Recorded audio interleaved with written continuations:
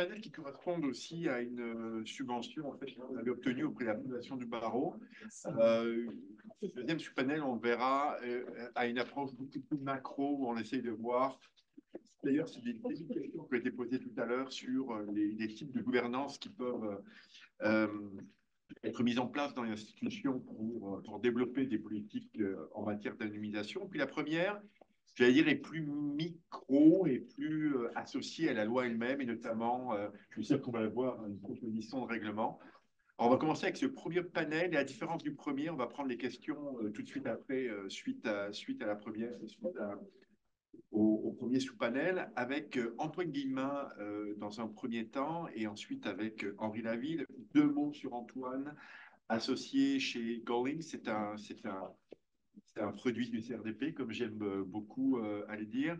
Je tiens à le signaler, moi, ce que j'aime beaucoup avec le profil d'Antoine, c'est que autrefois, être associé gros bureau et doctorat, c'était antinomique, alors que maintenant, et c'est fait Héloïse Gratton, et j'en suis très fier, en fait, des doctorants qui sont dans ces structures juridiques et comme quoi la reconnaissance en fait des diplômes doctoraux est importante. C'est un spécialiste des questions de la loi cadre. On a beaucoup travaillé là-dessus, mais aussi vie privée, maintenant que c'est la saveur du jour en matière juridique et en matière de droit des textes. Rapidement, je vais présenter Henri. Pour ceux qui ne connaissent pas, Henri Laville est doctorant ici, là encore, un produit du CRDP, si je peux me permettre. Il fait sa thèse sur les normes techniques. Et il est en cours de finir son barreau également, donc cette double casquette théorique pratique. Et on va entendre donc l'un à la suite de l'autre en une dizaine de minutes, ont-ils dit, chacun, pour tourner à peu près 15 minutes de questions avec la très belle audience en personne et en ligne que nous avons aujourd'hui. Bon, merci beaucoup, Antoine. Merci beaucoup, un grand merci pour l'invitation, Vincent, et également pour l'organisation. Alors, moi, j'ai peu de temps pour vous parler d'anonymisation, il y a énormément à dire. La première chose dont j'aimerais vous parler, c'est les origines. Et à bien des égards, on doit remonter à l'Europe, à 2018, au RGPD, mais également à la directive européenne, pour expliquer les approches qui ont été prises par rapport à l'anonymisation. Et nous, la loi 25, on découle de ce mouvement. Et j'aime utiliser un film qui est évocateur en soi, c'est Twins avec Arnold Schwarzenegger, qui ressemble beaucoup, et Danny DeVito. Et pourquoi je vous dis ça? C'est parce que on partage un ADN commun, la loi 25 et le RGPD, mais on est très différents dans notre posture. Et de manière générale, la loi 25, on est plus du côté Schwarzenegger que Danny DeVito en termes d'obligations. Pourquoi? Parce que on a pris tout un tas de concepts, on a pris un avion qu'on a un petit peu désossé, qui vole, mais il y a beaucoup d'exemptions, de limitations qui ne sont pas présentes. Et tout simplement, c'est parce qu'on a fait un travail de rapiessage, on a recousu une loi de telle sorte que, à bien des égards, ça peut poser problème. L'anonymisation en fait partie de ces problèmes. Et je trouve ça intéressant, l'anonymisation, parce qu'on a une disposition dans la loi sur le secteur privé, mais également dans la loi sur le public, qui parle de la notion d'anonymisation. Et je vais vous faire grâce de lire de ma voix douce et suave les dispositions, mais c'est quand même important. On nous dit dans la loi que lorsque les fins auxquelles un renseignement personnel a été recueilli ou utilisé sont accomplies, l'entreprise doit le détruire ou l'anonymiser pour l'utiliser à des fins sérieuses et légitimes sous réserve d'un délai de conservation prévu par une loi. Et on vient nous indiquer la définition de ce qu'est un renseignement anonyme par opposition à un renseignement désidentifié ou pseudonymisé à l'européenne.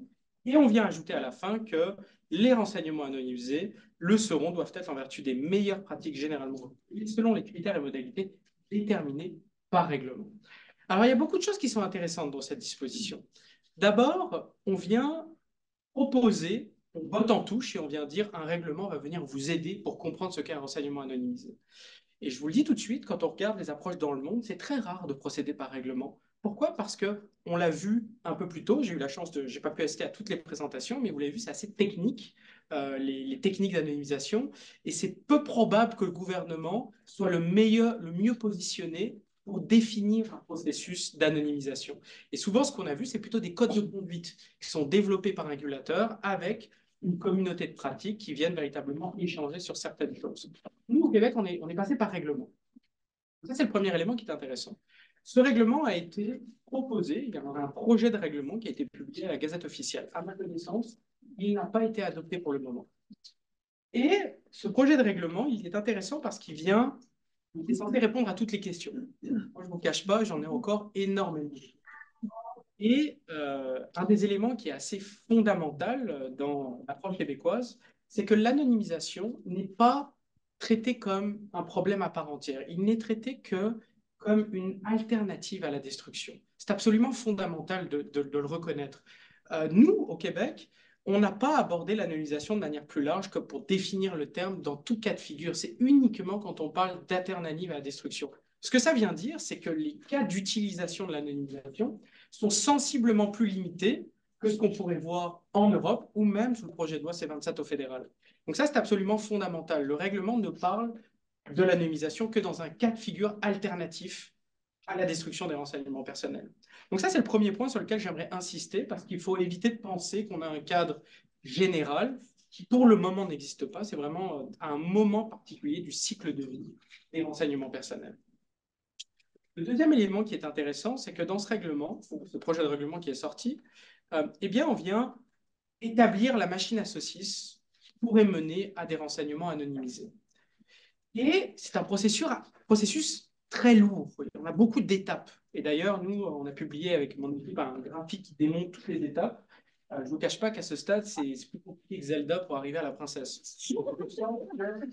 Il faut qu'on ait des finalités d'anonymisation. Il faut qu'une personne compétente soit impliquée. Compétent, on ne sait pas trop ce que ça veut dire. Il faut retirer les renseignements personnels, réanalyser les risques de réidentification, établir les techniques d'anonymisation, analyser les risques de réidentification, mettre à jour les risques de réidentification et maintenir un registre d'anonymisation. Tout de suite, sur des recettes marmitons en ligne, c'est plus simple que ça, ce que je suis en train de vous décrire. Et donc, ce qu'on voit, c'est qu'on a voulu mettre énormément d'étapes et c'est propre aux sciences juridiques. Et moi, c'est ce que je constate. Des fois, on a tendance à dire, ah bah, tiens, plus de fardeau, d'obligations pour les organisations équivaut à plus de protection. C'est une approche qui est assez c'est presque intuitif pour nous les juristes de dire bah, si on rajoute, finalement, ça va être mieux. Bah, je pense que dans ce règlement, il y a eu une volonté de mettre énormément d'étapes et d'essayer de contrecarrer une incompréhension par une machine plus compliquée à naviguer. Et donc moi, comme vous le comprenez, c'est mon édito du jour, je ne vous cache pas que moi, je pense que ça serait plus efficace d'avoir une approche un peu moins spécifique, un peu plus neutre sur sa manière d'être conçue. Première chose. Deuxième élément que je trouve très intéressant, c'est que on a un règlement, un projet de règlement qui est quasiment schizophrène. Pourquoi je vous dis ça? C'est parce que dans la loi, quand on lit la loi, on dit que un renseignement concernant une personne physique est anonymisé lorsqu'il est en tout temps raisonnable de prévoir dans les circonstances qu'il ne permet plus, de façon irréversible, d'identifier directement ou indirectement cette personne. Ça veut dire ce que ça veut dire. Il y a la notion d'irréversibilité. Le problème, c'est que la loi est ainsi rédigée qu'elle n'a peut-être pas pris en compte la réalité technologique qui, à bien des égards, et je ne vais pas passer trop de temps dessus, démontre que l'anonymisation, eh bien, c'est presque un concept fictif. Je veux dire, à un point T, peut-être que les chances sont très faibles. On parle vraiment de chance, de probabilité, mais la probabilité zéro n'existe probablement pas, d'autant plus quand on change dans une période de temps différente avec, mettons, des bases de données différentes. Et donc, cabriole, on a essayé de régler ça, parce que finalement, ça revient à dire que l'anonymisation est impossible, si on dit que c'est irréversible.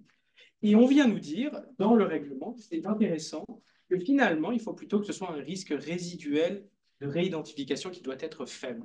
Donc ça, c'est intéressant, on n'est plus dans l'irréversible, on vient changer la qualification juridique pour dire que finalement, il y a la notion de faible par opposition à nul ou irréversible. Donc ça, c'est très intéressant parce qu'on vient corriger la loi récente par voie réglementaire.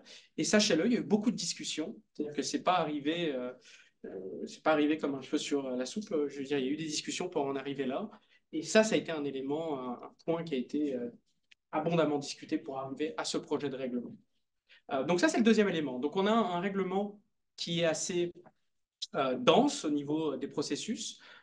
Et donc, moi, j'ai des réserves par rapport à ça. Deuxième élément, on a un règlement qui est à certains égards schizophrène, en ce sens qui vient dire l'inverse que ce que dit la loi. C'est intéressant de le noter parce que quand on lit la loi, on peut penser qu'on est sur une approche extrêmement stricte de l'anonymisation, quand en réalité il y a une question de faible chance.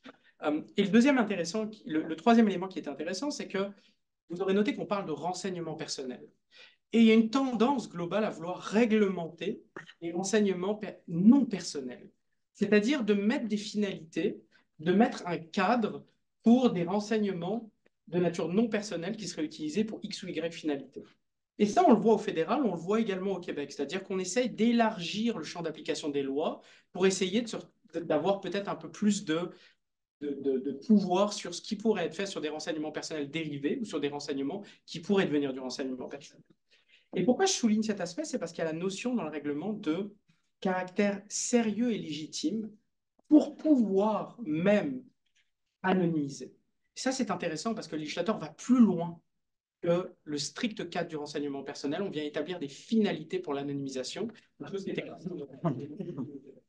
ça, c'est les éléments que je trouve intéressants. Et encore une fois, je ne saurais que trop insister sur le fait que ce projet de règlement n'est pas encore final. De mon expérience, assez peu de chances que ça bouge. Peut-être que je suis un petit peu, c'est le début de semaine, je suis un petit peu grognon, mais je ne pense pas que ça bougera tant que ça. Et il faut bien saisir encore une fois que le cadre est très limité parce qu'on est sur une alternative à la destruction. Et ça, c'est vraiment un élément sur lequel il faut insister dans le cadre de ce règlement. Donc j'aurais terminé, moi je vous avais dit que ça serait court, je ne vous ai pas menti.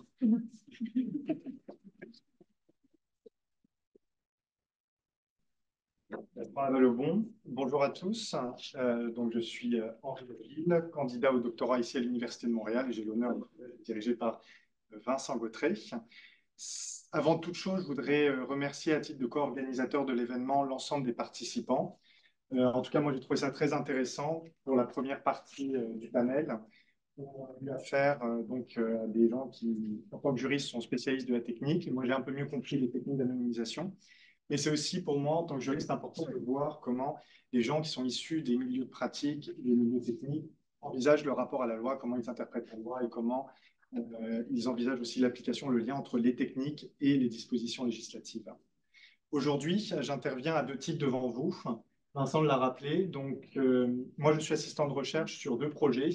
Le projet ADAGE, Chantier 27, Gouvernance participative du droit du numérique, ainsi que le projet Gouvernance et éthique des algorithmes intégrés dans le développement d'une plateforme de mobilité à la demande, incluant un écosystème d'innovation, qui est dirigé ici par le professeur Antoine Legrain, sur lequel la chaire Wilson est venue apporter son expertise sur les questions de gouvernance.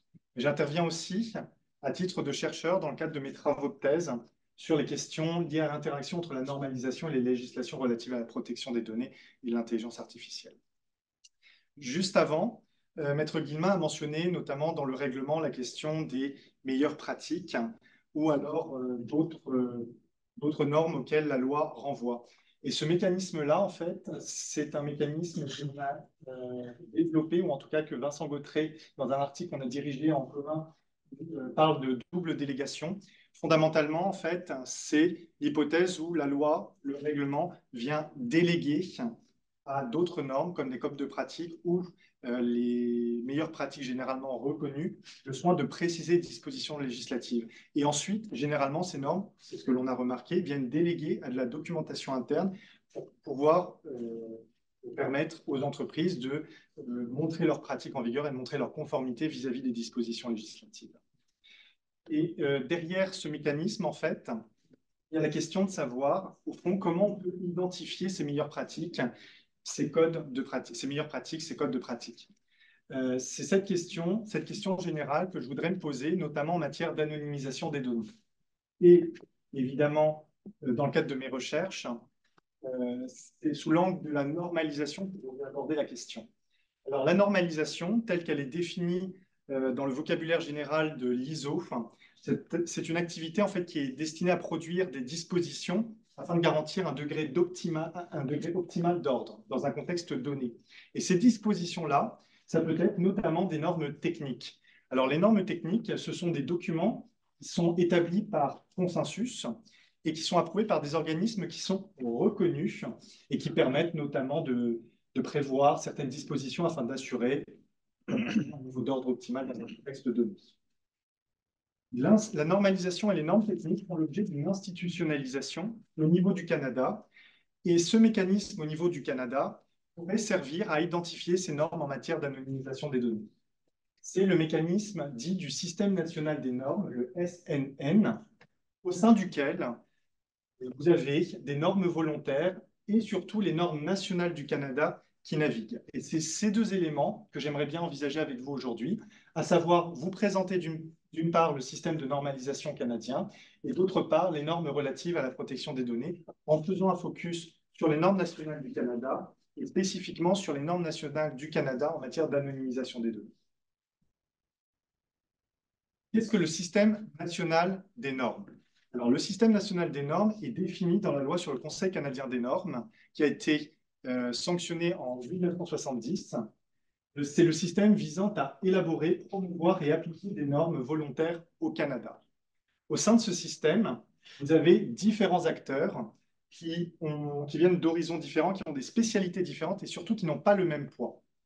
L'acteur principal ici, c'est le Conseil canadien des normes. Le Conseil canadien des normes a pour mission de chapeauter, d'organiser, d'orienter, de favoriser la collaboration entre les organismes d'élaboration des normes. Ces organismes qui vont venir accréditer sont multiples. Je vous les ai tous mentionnés ici. Vous avez à la fois des organismes tels que l'ARI, le premier en haut à gauche, qui, par exemple, gère la question des normes techniques en matière de réfrigération, des systèmes de ventilation. Vous avez aussi des organismes liés au gaz, le CGA, par exemple. Et vous avez d'autres organismes qui viennent gérer la question des données, notamment le CSA, ainsi que le nouvel organisme qui est ici, qui a été créé très récemment, l'Institut des normes de gouvernance et de numérique. En matière d'anonymisation des données, l'organisme qui intervient le plus dans ce domaine-là, c'est le CSA, l'Association canadienne de normalisation. Ces organismes-là vont venir identifier les normes nationales du Canada. Car, avec ce que je vous ai dit précédemment, en fait, le Conseil canadien des normes ne va pas élaborer lui-même les normes techniques. Le Conseil canadien des normes vient simplement délivrer une accréditation auprès d'organismes d'élaboration des normes, les ON que je vous ai mentionnés tout à l'heure, et c'est ces ON-là qui vont avoir un impact dans l'identification et la création des normes nationales du Canada. Les normes nationales du Canada se définissent ainsi. Ce sont des normes qui sont élaborées par un organisme élaborant des normes et qui respectent les exigences et les lignes directrices du Conseil canadien des normes, telles que celles relatives à l'accréditation et celles relatives aux adoptions des normes. Alors, fondamentalement, il faut se poser deux questions lorsque l'on essaye d'identifier les normes nationales du Canada, en particulier celles relatives à l'anonymisation des données. Ces normes-là sont identifiées par deux types d'acteurs, ou sont créées par deux types d'acteurs. Premièrement, elles peuvent être identifiées ou créées par les organismes d'élaboration de normes eux-mêmes au sein du Canada, c'est-à-dire ceux que je vous ai cités. Mais ces normes-là peuvent aussi venir d'organisations internationales de normalisation qui vont ensuite être réintégrées dans le système national de normes. Les organisations internationales de normalisation, ici je vous ai pris un exemple en matière de technologie de l'information, c'est l'Organisation internationale de normalisation, l'ISO, ainsi que la Commission électrotechnique internationale, l'IEC, qui ont créé en matière de technologie de l'information un groupe de travail conjoint, le JTC1, au sein duquel il y a un comité parallèle qui représente le Canada, et ce comité-là est dirigé, bien évidemment, par le Conseil canadien des normes, qui est l'entité nationale, je vous le rappelle, au Canada, qui gère la normalisation. Une fois que ces travaux seront réalisés, une fois que les normes techniques seront identifiées au sein de ce comité-là, ces normes-là vont rebasculer dans le système national de normes, et à ce moment-là, se posera la question de comment ces normes-là deviennent des normes nationales du Canada. Il y a fondamentalement deux chemins pour qu'une norme volontaire devienne une norme nationale du Canada. Le premier chemin, c'est les organismes d'élaboration des normes qui eux-mêmes vont désigner une norme pour lui dire, voilà, ton label maintenant, c'est tu es une norme nationale du Canada. Ça, c'est possible pour certains des organismes d'élaboration de normes que je vous ai précités précédemment, qui bénéficient d'une accréditation à l'autodéclaration de conformité. Au fond, ces organismes remplissent certaines conditions, notamment d'expertise, d'expérience, qui leur permettent d'identifier ces normes nationales du Canada. Ensuite, vous avez les autres organismes qui, eux, ne peuvent pas en eux-mêmes désigner, attribuer le label Normes nationales du Canada et qui sont obligés de passer par le Conseil canadien des normes pour pouvoir les entériner. Ils les identifient et ils les envoient au Conseil canadien des normes qui vient lui donner la sanction, comme quoi ce sont les normes nationales du Canada. Quelles sont les portées et les limites présentement des normes nationales du Canada? Premièrement, ces normes-là sont non contraignantes. C'est à la fois un avantage, à la fois un inconvénient. C'est un avantage pour les entreprises parce que ça donne une information de, voilà, au Canada, quelles sont les meilleures pratiques ou quelles sont les pratiques qu'on leur recommande ici au pays. Mais en même temps, ça a des inconvénients, par exemple, pour le régulateur qui voudrait avoir des normes qui aient un peu plus d'impact ou pour notamment les acteurs qui, s'ils démontrent leur conformité à une norme nationale du Canada, ne disposent en fait d'aucun droit puisque ces normes sont non contraignantes. Ça ne leur assure pas le droit. Ensuite, il y a la question des intérêts et des besoins canadiens, car pour pouvoir être un organisme d'élaboration des normes, encore faut-il bénéficier d'une reconnaissance auprès du Conseil canadien des normes que l'on défend les intérêts et besoins canadiens, que l'on prend en compte les intérêts et les besoins canadiens. Le problème, c'est que cette définition dans l'accréditation des intérêts et des besoins canadiens est renvoyée aux acteurs eux-mêmes au sein des organismes de normalisation, qui pour certains sont publics et pour d'autres privés qui ne poursuivent pas nécessairement les mêmes objectifs. Et là, on arrive à la question de la représentativité au sein de ces organisations d'élaboration des normes, où vous avez à la fois des représentants du secteur privé, du secteur industriel, qui, en principe et selon l'accréditation, n'ont plus de conflit d'intérêt avec le secteur d'où ils viennent, c'est-à-dire qu'ils se déportent de leur métier un temps donné pour pouvoir exercer des activités de normalisateur. Et vous avez aussi des gens qui sont issus du public, donc des représentants, des fonctionnaires de l'État, et aussi des représentants des associations de consommateurs. C'est très difficile d'étudier la participation et l'organisation de la gouvernance de ces organismes de normalisation à l'interne, car ils communiquent très peu dessus, et c'est un élément sur lequel on pourrait revenir pour les questions de démocratie. Et enfin, ces normes sont payantes. Alors, c'est un avantage, c'est un inconvénient. C'est payant. L'inconvénient, c'est bien évidemment, ça a un coût pour les entreprises, même si ce coût, finalement, à l'échelle d'une norme, n'est pas très élevé. Donc, quelques centaines d'euros ou centaines de dollars. Mais ça a aussi un avantage, c'est que ça permet aux organisations de normalisation de se financer elles-mêmes dans leur fonctionnement et de ne pas dépendre, en principe, de financement venant de l'extérieur. Enfin, et là j'arriverai à la conclusion de ma présentation, je voudrais vous proposer ici une carte un peu mentale des différentes normes techniques applicables à l'anonymisation des données. En tout cas, d'abord à la protection des données et ensuite à l'anonymisation des données en particulier. Ces travaux-là, j'ai repris la structure de travaux qui ont été réalisés au sein du JTC 1 que j'ai agrémenté, que j'ai complété pour le Canada. Dans ce tableau-ci, en fait, vous voyez les travaux du normalisateur qui sont organisés en plusieurs sections. La question du cadre général qui contient les normes les plus élevées pour mettre en place des systèmes relatifs à la protection des données.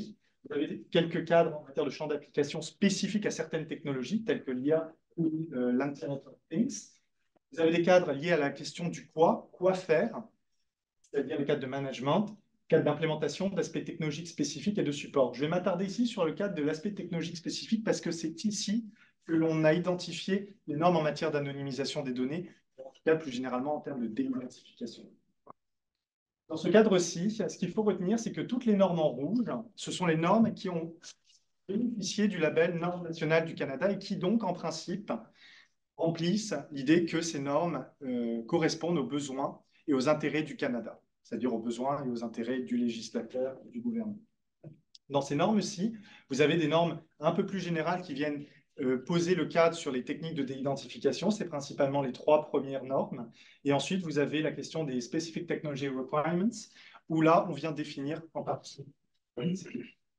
Donc, voici ce tableau-là. Et j'ai ajouté en même temps d'autres normes qui ne sont pas issues de la normalisation internationale, mais qui viennent de la normalisation américaine, les normes NIST. Je vous remercie pour votre Attention, et j'espère que c'est bon.